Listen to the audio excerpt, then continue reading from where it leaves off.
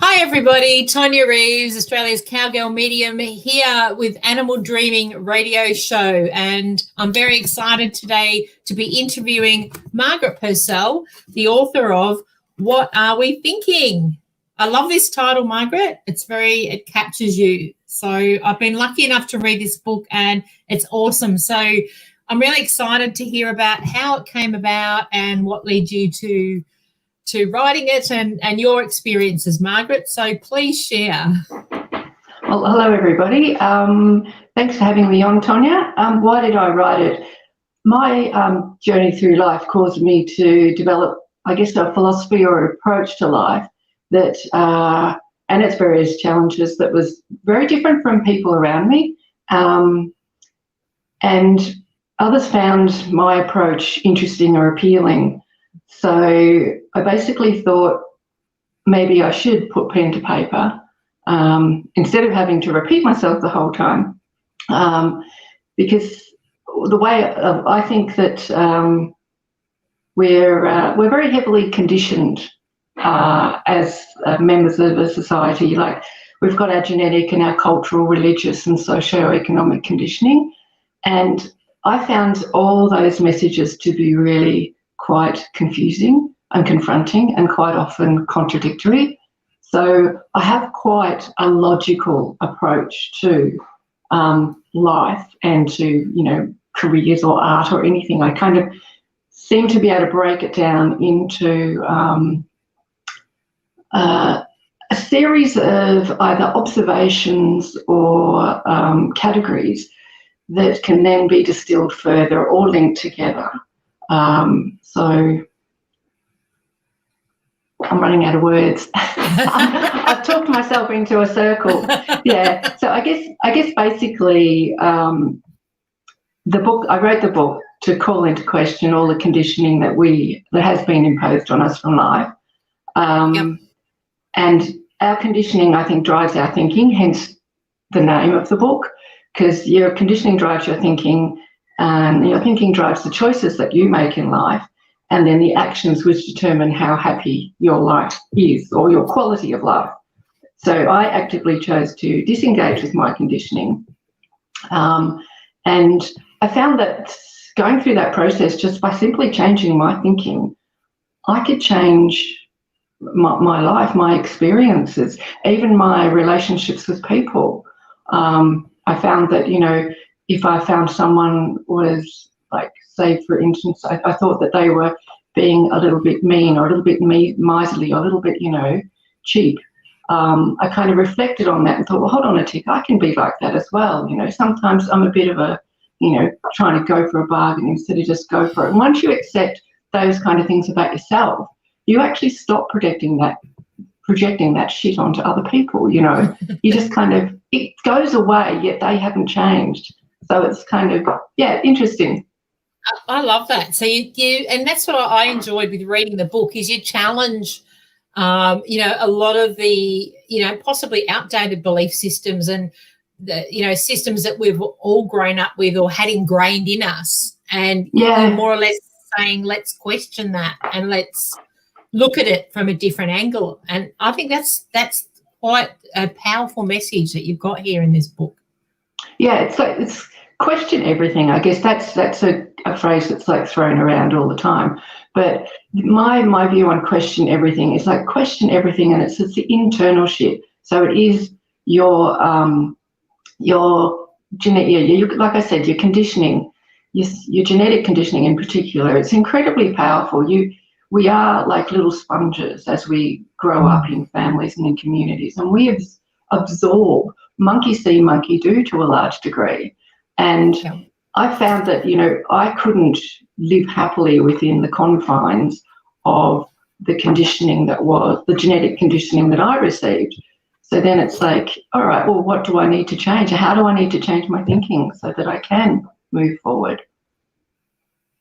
And I love the aspect of the self-love, how you explain that in the book. And, because I know, for many of us, myself included, self-love is such a big thing. We can give it to others readily, but giving it to ourselves seems to be a lot harder. And I like what you've shared in the Yeah. book. Well, we're conditioned to look outside of ourselves for reinforcement and for love and for happiness and for affirmation. And by relying on the views of others, you rely on the confines of their experience rather than your own. And really nobody knows you like you know you. And each one of us is exactly equipped with exactly what we need to have to achieve what we've come here to in this, for this life on this earth. So I think accepting every aspect of who you are, embracing that. And by doing that, again, you also, too, you stop being quite so judgmental of others. Because if you really compassionately accept who you are and all the good, the bad and the ugly, you can do that for other people. You stop comparing because you're unique. Everybody is unique. You don't need to be like anyone else. We don't need to be compared to one another. We just need to be accepted as individuals. Yeah, that's so true. And that's what I loved in reading the book. It sort of reminded me, like, we all love all our good parts because, we can see that and we always get that reassurance. That's great. People love different aspects or things about us. But I loved, reading that was a reminder for me. We have to also embrace the not so great parts that we all have, that, the balance. Yeah, so I mean, we're primarily where we take on a life on this planet to learn. And if we were perfect, we wouldn't be here. So it is, and it's like, but the dark sides always have a light side too. And I think that's the beauty of it. So, and that, I guess, reinforces the wholeness of who we are. And you really can't have one without the other. And it's a matter of accepting that, focusing on I guess, the good that comes with the bad and mitigating the bad. And once again, if you kind of because I know sometimes in your head you can you will create a catastrophe in your head kind of thing. Something will be happening and you'll go like, oh, what if? And you'll go down the rabbit hole of this could happen or that could happen. And that's can be really quite destructive. But the other side of that coin is, if you're thinking that way and you're aware of it, you can go, all right, so if that happens, I'm prepared for it. But it probably won't happen. So once you've just acknowledged that you're catastrophizing and you are prepared if it does happen, you can let it go. You don't have to dwell on it. Absolutely. And it's a big realization. It possibly sounds so simple, but it's one that I think as humans we do forget, don't we? Oh, absolutely. And again, it's because we don't necessarily all accept ourselves fully for who we are and love ourselves. And we do. We're kind of surrounded by catastrophe too. It's like, if it bleeds, it leads. So part of our conditioning is all the horrible things that happen in life. And to people, rather than all the wonderful things that happen to life and all the wonderful things that people can be. And was there a moment throughout your life, like when you've obviously, with what you've shared in the book, was there a point in time where, either something had happened throughout your life to make you realise that, or was it just something that gradually, you came up with, as in, there's some great insights there in the book. I'd imagine having experienced different things would possibly, be a help to be able to look back and go, this is what I've gleaned from all of that.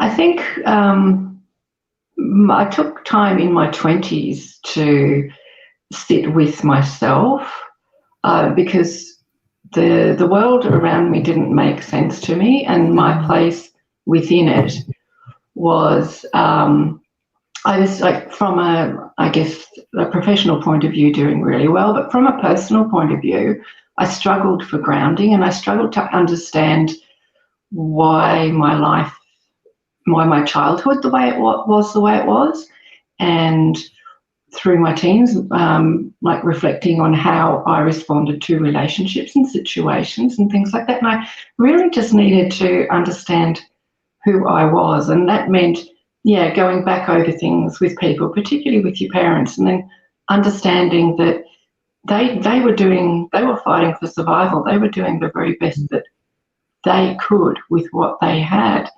And once I kind of accepted that, probably, then I thought, well, all right, it's up to me to do it differently, because I don't want to be fighting that fight. I don't want to just go down that path. So that was probably like that realisation, and then just sitting quietly within myself a bit, to start trying to make sense of things, and then to not kind of overtly respond instinctually terribly often, to kind of sit with it, think about it, and then respond. So really kind of own your thinking patterns rather than just outsourcing it to, your conditioning, or, what current trends are, or trying to be popular, And you remind me of like somebody that's come into this lifetime with a fair bit of knowledge stacked in there, and it's almost like you've got that, or had that questioning from a younger age than possibly most people as well, Margaret. Yeah, it's my school reports from primary school was Margaret asked too many questions. And that was seen as a criticism. So, that was you're not, like, you're a girl to start with, and you're asking too many questions, and you've actually got opinions. That's just like, what is that? Yeah. So I think there's a bit of the old soul thing happening. Yeah. Yeah. And that's, and I think that's interesting. I can relate a bit to that myself with, my career earlier as a hairdresser, but the behaviour of people always fascinated me, and I used to look at the ones that weren't so positive, and, I'd always dig a bit deeper and find out what drove them, because I was just fascinated as to why, why they were like that. And when you get to know that person and realise their story and what they've gone through, once you have that understanding, you certainly don't hold any judgment on them. It's like you change that whole perspective, don't you? Yeah, it is. It's like assume nothing. And I also found too, like with people that I found some people are miserable, but they're determined to stay there. And so that's really challenging to kind of accept and deal with. But the people that are really miserable, you wear it mind, body and spirit. So if you are carrying around, regret or hate or fear or disappointment, then you wear it on your face, and you wear it in every organ in your body. And I don't read auras, I'm not that talented, but I can read a person in terms of the way they present physically. You can just tell the type of person they are and the way their thinking is currently going. And it's interesting, and it's interesting to engage with those people. And that's, I guess, partially the book is targeted at people that are struggling. And many of them, it's just like one conversation and like a light bulb goes on. And so, it's lovely, because we all can change. That's one thing we can do. We can change every aspect of ourselves. Absolutely. And it's something that as humans we struggle with, which is quite a funny thing when you think about it. But the idea of change for many is a bit of a struggle, isn't it? It's not, it obviously depends on the individual, but I think for many that are going through that struggle, it's really making that commitment to change, or getting something to come along and really push you to get out of it. It's almost like getting out of your comfort zone, really, isn't it? Yeah. And if you struggle with change, you struggle with life, because it's constant. I mean, it's like even down to our cellular levels, we are constantly changing. And everything that we think, say, do, be, eat affects us on a cellular level. So it's even within nature too, nothing is stagnant. So I kind of don't understand why change is such an issue for people, for so many people. And I guess I do, it's fear of the unknown. And again, that's like part of our conditioning. You know, you're conditioned to fear. It's like, as a species, we've made some very unusual choices. Absolutely. And I'm the first one to put my hand up and go, like, the best things come through standing up to those fears and absolutely, you know, pushing yourself through them is really where, you know, you just get that empowerment and that ability to look back then and go, wow, I've done it. I don't think there's a lot of things that equal that, as in, you know, personally. No, exactly. And many people have their stories of confronting their fear and then being free of that. And you know what? If you can handle one fear, you can handle another. Absolutely. I remember having a fear of spiders, and I had to, because I was living, my boyfriend at the time was working away, so I had to, we were in a farmhouse, it was always spiders, and I had to overcome that fear because there was nobody there that could come and get the spider, and I certainly couldn't sleep with it in the bedroom, so I had to really push through that. And I think that was how did you do that? Well, I had to back then I used to spray them. I feel really bad now that, you know, I don't do it now, but it was like I really had to, trembling and all, and I'm sure it was like, you know, it took me a bit to do, but I had to stand up, and we had high ceilings at the time, so I'd have to get up with the can of spray and nearly suffocate myself probably as well. But at the time I was like, I have to do something, and the thought of using the broom and dropping and not being able to find it, and I thought I could not sleep knowing there's a spider, you know, like we're talking huntsmen as well, so they would be, you know, scary things at that point. Big hairy bastards. Yeah. Yeah, it's kind of funny, fears. So many of them to choose from. Oh, absolutely. I remember, I think it was for my 40th, I'd always talked about I wanted to jump out of a plane. That was something I'd always had on my bucket list, you know, to with a parachute on, of course. But and so anyway, I had my salon at the time, and just before it was my birthday, it was my stepson's birthday, and he got a voucher to go up to Avenel where, you know, you can, what is it, no, what is it when you jump out of a plane? I've lost the word. A tandem jump. Yeah, tandem jump. Yeah. So we went with him and we watched him go up in the little plane. I was like, my heart was in my mouth, and I thought, oh, you know what, I think I'm too old. You know, I don't think I could do that. You know, as I'm watching him, it was like I felt the fear. And so the next week, the girls gave me a gift voucher for my 40th birthday to jump out of a plane. Yeah. Look, so then I had to do it. I had to do it. Like, yeah, well, I did it as well. It's something I'd always wanted to do. And I was in my 40s when I did it, also at Avenel, believe it or not. Oh, wow.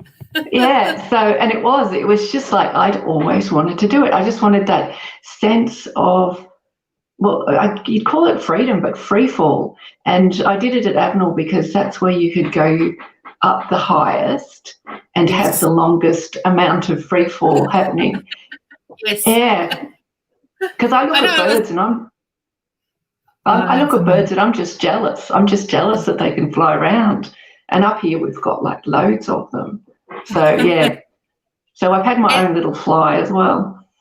It is awesome. And it is something that, like, even when I had to go through with it after, I was like, oh, my God. After doing it, you feel like you could do anything, like that feeling of, isn't it? Like that. So, and that's a great example of how many times we fear things and hold ourselves back because of that fear. But once you do it, it's like, you know, that was easy. Yeah, also the adrenaline kicks in, and you feel like when you get down on the ground, you do feel like you're walking on air. It's just like, wow. Yeah, absolutely. And I think I've always been a bit like that too, because I really I'm not a fan of having fear of things. So if I fear something, even when I was younger, I always had to try and conquer it, which is something that a little personal quest I had. Like if I was really scared of something, I had to at least, give it a go. And half the time realizing it wasn't as bad as I imagined it to be. Yeah, and like I wrote a piece recently, I think it's on my blog. It was called The Great Abdication. That dealt with fear, like the various types of fear that we as a species inflict upon ourselves.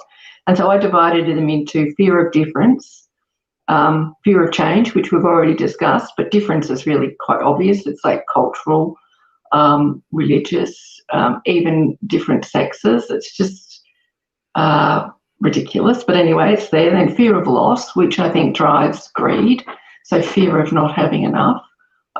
Fear of illness and death. We don't even talk about death, yet you can't live without dying, and dying is not to be afraid of, nor is illness. It's quite often an opportunity to grow and develop. And then my final fear was like fear of a God, and we don't need to go any further on that one. That just is self-explanatory. I think everyone will relate to at least one or two. Hi, everyone in the feed. I'll just take a minute to say Jacinta, Haley, and Francis, hi. Thanks for connecting with us today. Just saying hello to everyone. Hope you're enjoying the show, and feel free to ask Margaret any questions that you might have. I look at you, Margaret, as a bit of a thought leader. I think that your book is inspiring. Yeah, thank you. And yes, and it's kind of weird because never really perceived myself as a leader, yet I always seem to end up in that role. So whether it's professionally, I was always leading things, and then creatively, I'm always doing stuff that nobody else has ever done. And I think it's because I continually challenge myself, but also I don't have a fear of failure. I don't care really if I get it wrong, or I don't care what other people think, because if you're making a judgment on me without knowing me, then it's really your problem, not mine. And to not carry around those fears is so liberating. So you're prepared to like put stuff down. Some people get it, some people won't. Some people will like it, some people will find it way too challenging for now, but may come back to it later. A lot of people, it's interesting because when I first wrote the book, I was targeting the teenage market because I thought it was really tough. It's really tough for teenagers in this world at this moment.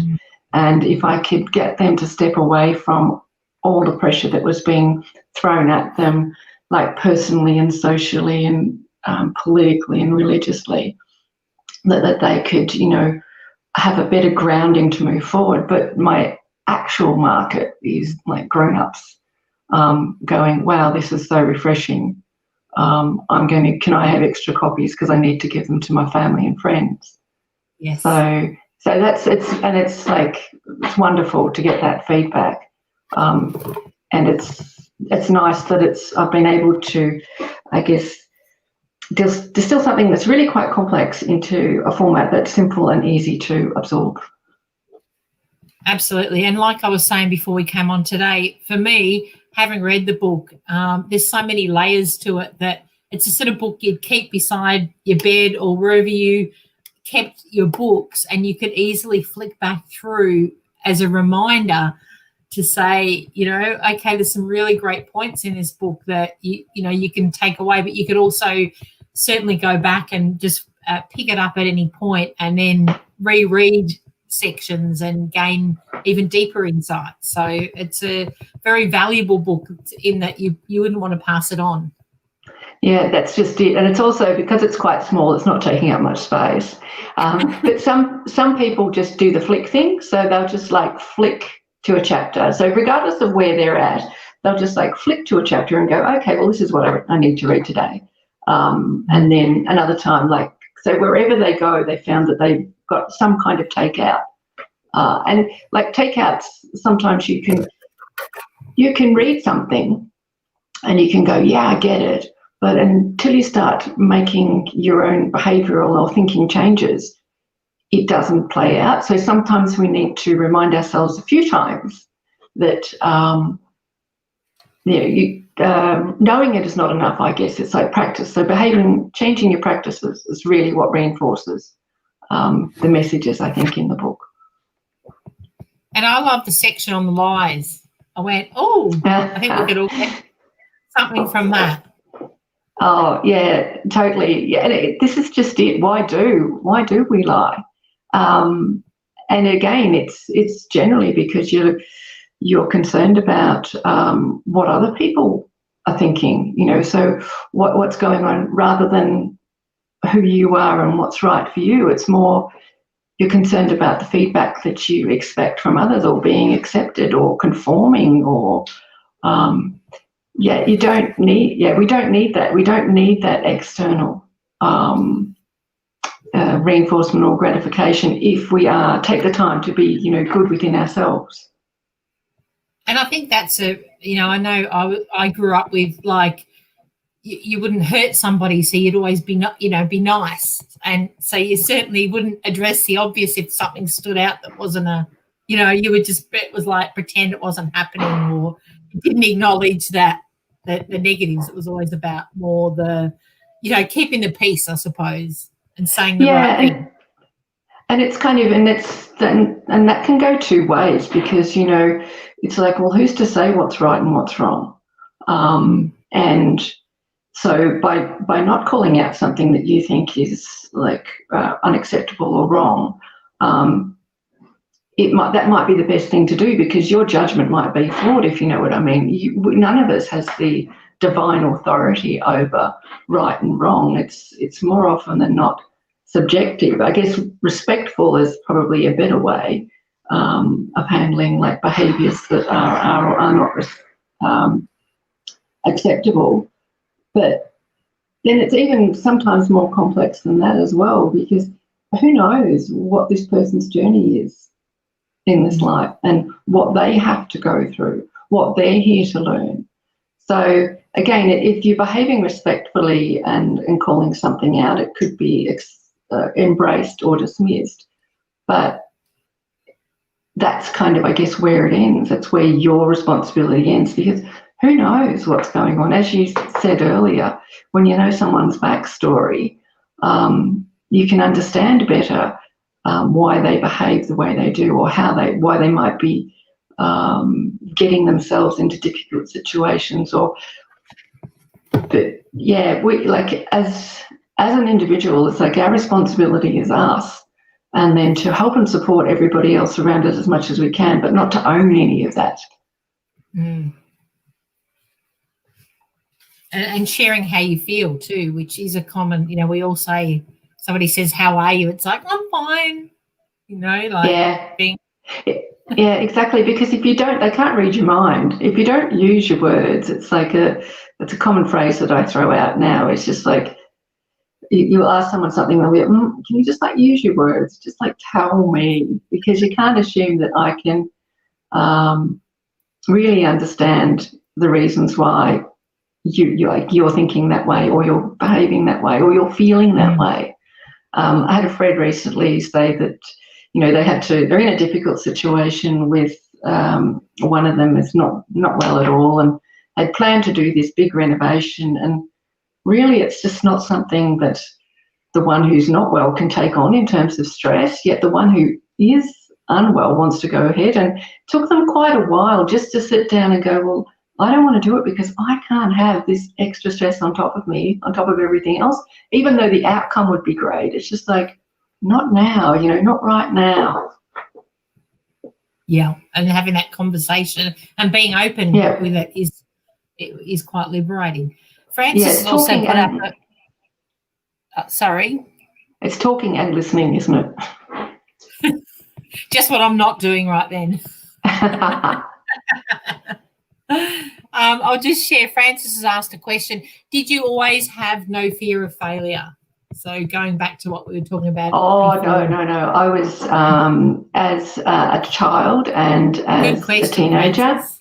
Yeah, as a child, as a teenager. I found that I wasn't overly competitive because I didn't want to fail. I was in a singing competition once. I didn't do very well, so I never sang again. I went into an art competition. My friend won. I never drew again. So I was the epitome of fear of failure growing up. Yet somehow I managed to be, the first person in my family to get a degree, and move into like IT, would you believe, back in the 80s. So it's kind of weird. No, I was very much afraid. And then again, I guess it was probably some positive feedback at school, like one teacher that acknowledged my intellectual capability, that kind of gave me a little boost. And then it was, applying to colleges, getting in, passing, getting a job, and then being able to problem solve gave me the confidence, I guess, then to think that I was, not stupid, that I was actually quite intelligent, and capable. And yeah, that then I think led to the point probably in my late 20s where it was just like, well, what have I got to lose? Nothing, because I'm still me. And, when it comes to either trying things or taking a decision, I figure if I take a decision, it's not the right decision, I take another one. So none of it's life-threatening kind of thing. Mm. Yeah, I suppose, and doing that, isn't it? Like when you start to, it's like anything, taking the baby steps to, start to overcome it, and then you realise, oh, it's not that bad, gives you then the confidence and that foundation to then get bigger in that. To take bigger risks then. Yeah, you do the little ones and then you do the big ones. But once you work out that it's kind of like, well, from my perspective, none of this really matters. I mean, the lives that we live here are just, I believe we're spirit primarily. I believe that we choose to come down to a life on this earth with the people that we mix with, and at the time that we choose to achieve the lessons that are also about choice. So I figure I've set myself this challenge in this life, and I've basically set myself up to succeed, not fail. So it's really up to me to, like, basically cowgirl up, for want of a better word, and get on with it, because I'm here to help other people too, and other people are here to help and support me, and I believe there's a contingent of spirit around us as well that are also here to help and support us. So once you understand the size of this life within the immenseness of the whole universe in which we're a part of, the size of this life is really tiny, and so it's important for now, but it's in the big picture, it's not that big of a deal. It's not everything. It's just a very small part of who we are. That's great. What a great analogy, and a great inspiration to say, it's almost, a big part of your message in the book is why wait? Why not start now? And at whatever age you're at. Yeah. If you're still breathing, you're still capable of learning and doing. And, I have said to myself, in my next life, I'm going to work with coloured glass. And then it's just like, don't be a dick. Do it now. Why wait until your next life kind of thing? And it's kind of like, because you can think, oh, well, I've done this and I've done that and I've done that, but I'd really like to do that as well. Well, just do it. So, yeah. And I think that's the opening line, isn't it, in the book, is once you stop learning that life's over. I love, as soon as I read those words, I'm like, yes, this book's for me. Like, yeah, exactly. And it's and it is like, that is the beauty of age, is wisdom, and part of that wisdom definitely unpacks all the layers of fear that we're conditioned with. And because you hear repeatedly of these old women that inscrutable because they really just don't care anymore. They dress the way they want, they drink what they want, they go where they want. And they've stepped out of that whole patriarchal mould of control and containment. And they're dangerous. And we're dangerous because we just don't give a shit, you know. I love it. I love it. It's just, and it's, you know, it's relevant, isn't it, to take that on the earlier, you know, as an older person, we can look back and say we wish there was one thing you could give somebody younger, it is to have that. Oh, absolutely. Absolutely. And it's interesting too because it's not always well received, but that doesn't matter. I have a fairly strong personality. I'm tall as well, so I can't hide. So I have embraced that, and I do just stand tall and stand strong. And I still find, even like at my age and dealing with people that are similar age or older, there are still people that just want to pull you down. And it's just, and they can't, because they can only pull you down if you let them do that. So that's like that is the other great liberation in not having any fear, is that no one can hurt you unless you let them.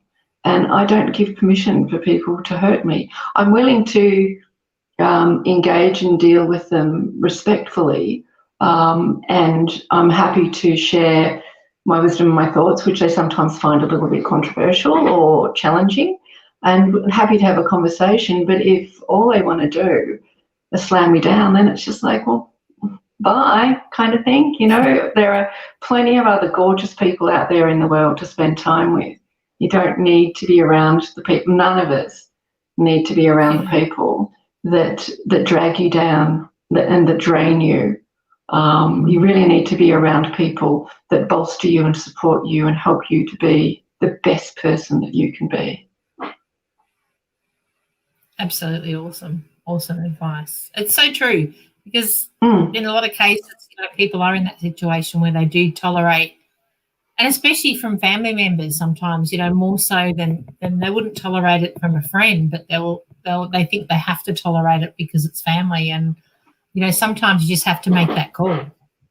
Yeah, it's interesting because I know a lot of people that think, well, because as we were saying earlier, you know, you choose your life, you basically choose the family that you come into, rah, rah, rah. And so some people think because they've chosen that family that they do have to suck it up and stay there. Whereas my take on that is sometimes the learning that you have by going into that family is finding the courage to walk away. Yeah, and saying yes to yourself. Absolutely, yeah. Yeah. And it doesn't mean that you don't ever see them again. It's just that, you know, it's just when you do, you minimise your exposure, but also you don't carry any of their negativity or hate with you. It's just, it's theirs to manage. It's theirs to work through.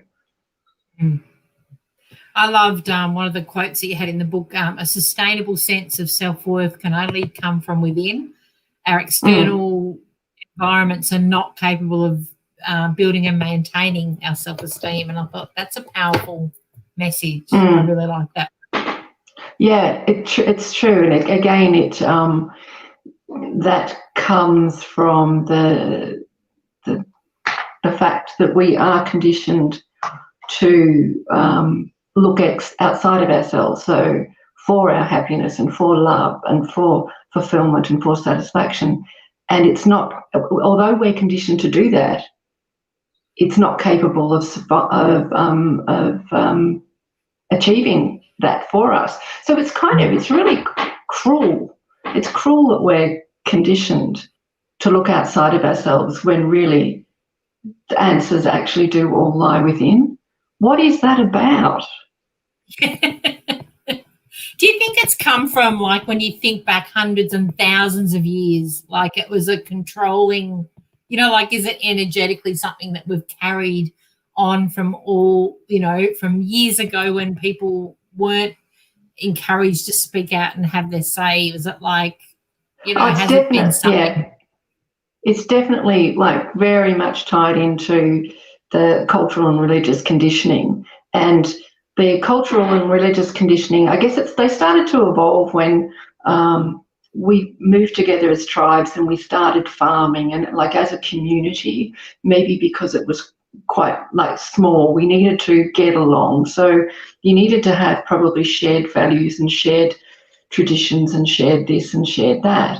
But that really was a form of control as well. Once we started migrating and trading and religious doctrines were codified and they became more doctrine rather than tradition. And again, the doctrine was all about control, because there's not a religion out there at the moment that doesn't have a set of rules that you have to follow and a set of beliefs that you have to live by. And we don't, like, as spiritual beings now, I think we evolved to a point that is incredibly destructive to the individual spirit and soul, to be told what to think, say, do and be for your whole life. That is just not fulfilling on any level. So it has evolved, but we know that we're in a period of incredible change at the moment, a level of awareness that I hope opens up to the whole spiritual nature of our being. And because I found it quite empowering to come to the realisation that I had chosen this life, I'd chosen this family, I'd chosen this time, and I'd chosen these lessons. Once I owned that, I'm not blaming anyone else for it. So I'm not blaming tradition, or I'm not blaming religion, or I'm not blaming my parents. What I'm doing is actually owning it myself, which then means you can move forward to work with it.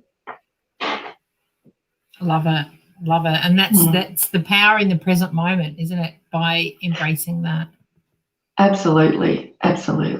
So, at the moment, we've got, like, it's been like a pretty difficult year for a lot of people with COVID, and that's going to continue. But my view on that is that, until we acknowledge and address the root cause of a virus jumping species, which is fundamentally habitat loss and species destruction, until we address that, we're going to continue to have these kind of challenges forced upon us.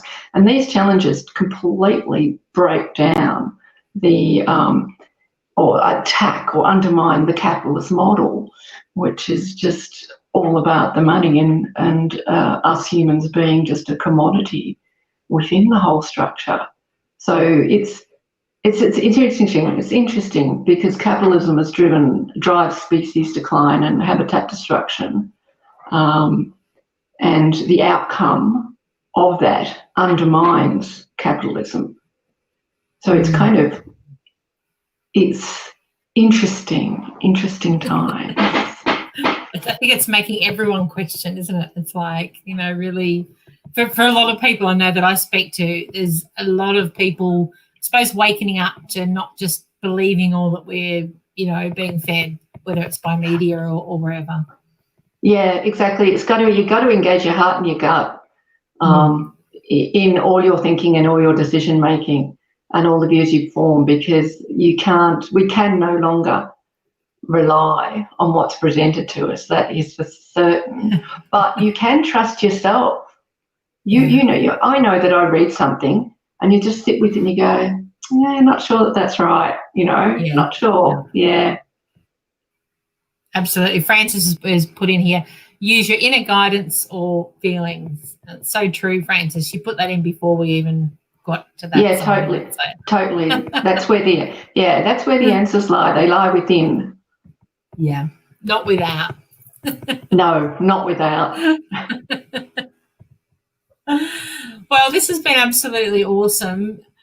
Thank you so much, Margaret. Your insights are amazing, and even all the comments here are just like very inspired by you. And I would recommend you all. The link is in comments. So, you know, this is Margaret's book. It is awesome. It's a great read and one that you'll want to hang on to, and would be a great gift for Christmas, you know, for anyone. And I think all ages, like you said, Margaret, like to get inspiration and, you know, in times like we're in at the moment where everyone is questioning, it's an absolute fabulous read. So I think, you know, it's a great time to get your hands on to for anyone. And if anyone wants to, or if anyone's listening to this and they do go to my website and order, just put a note in the comments that you heard the radio program, and I'll give you a 2-for-1,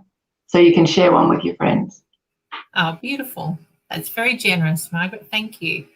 And thank you for sharing all your insights. It's been really inspirational today, and we have loved having you on. So I can't wait for the next book, and I can have you on again. Yeah, well, I think the next book is probably, it's at the moment it's in a number of articles that are forming into a cohesive tune. So it's probably largely written, but it needs to be reorganised and worked into the layers, the nice fine layers that make it easy to absorb. Awesome.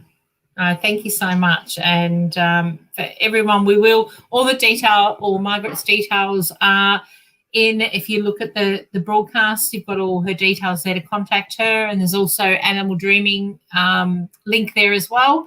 So everyone get on and support Margaret, and you'll be very impressed, I can guarantee. It's a really wonderful book. So thanks for coming on, Margaret, and thank you all for listening and joining us today. Thank you very much. And we will see everybody next week, and no doubt have you on it another time, even if you haven't finished your book yet. Love it. Motivate me. No, don't say that. Just like say, get your book done and then you'll be back. Yeah, exactly. Well, you sound like I'll motivate you by just saying that anyway, I reckon. Yeah. I needed something to kind of nudge me along, and I think this might have been it. Absolutely. We've got amazing support from everyone in the feed. So, yeah, thank you. Thanks so much. It's been an honour to have you on. And we'll catch everyone next week. Thanks, Margaret. Bye. Thank you.